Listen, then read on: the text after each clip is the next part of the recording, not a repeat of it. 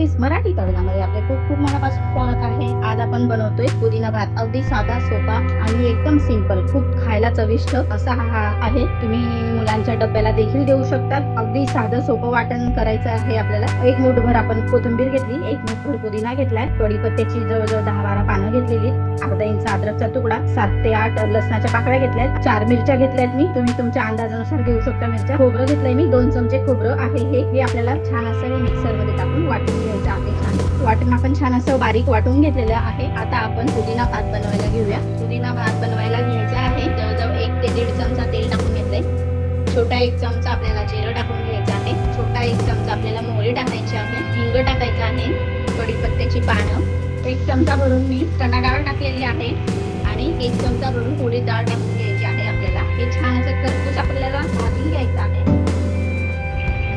शेंगदाणे पण टाकून घ्यायचे आहे। शेंगदाणे मी थोडेसे 15 ते 20 मिनिटं आधी भिजवायला ठेवले होते पाण्यात। आपल्याला लाल मिरच्या देखील टाकून घ्यायच्या आहेत, 4 ते 5 मिनिट छोट्या लाल मिरच्या आवडत्या टाकून घेतल्यात फोडणीला। मूठभर काजू आहे, ते काजूचे 2-2 काप करून घेतलेले ते देखील आपल्याला टाकून घ्यायचे आहे।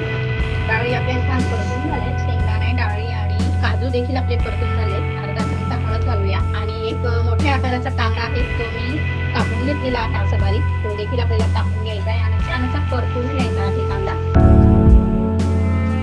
कांदा देखील आपला छान परतून झालाय। आपण आता हे वाटण टाकून घेऊया।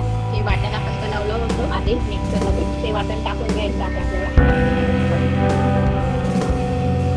वाटण देखील आपलं छान परतून झालेलं आहे। आता आपण हा शिजवलेला भात आहे तो टाकून घेऊया। बासमती राईस घेतला होता मी, बासमतीचा भात शिजवून घेतला होता मी आधीच, जसं आपण बिर्याणीला शिजवून घेतो, उकळून घेतो पाण्यात, त्याप्रमाणे मी हा भात शिजवून घेतलेला होता। परतून घ्यायचा आहे हा भात, छान आता मिक्स करून घ्यायचा आहे।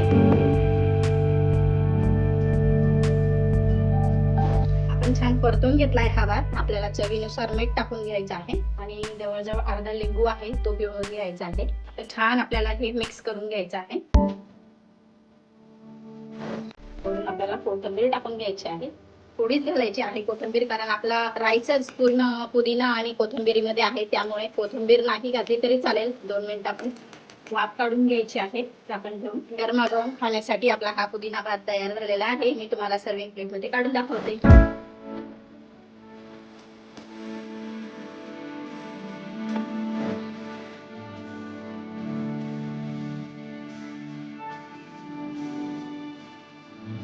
इतक्या सोप्या पद्धतीने आपण हा पुदिना भात बनवलेला आहे। तुम्ही हा भात मुलांच्या डब्याला देखील बनवू शकता। अगदी पटकन होतो, चवीला अप्रतिम होतो। एकदा नक्की ट्राय करा।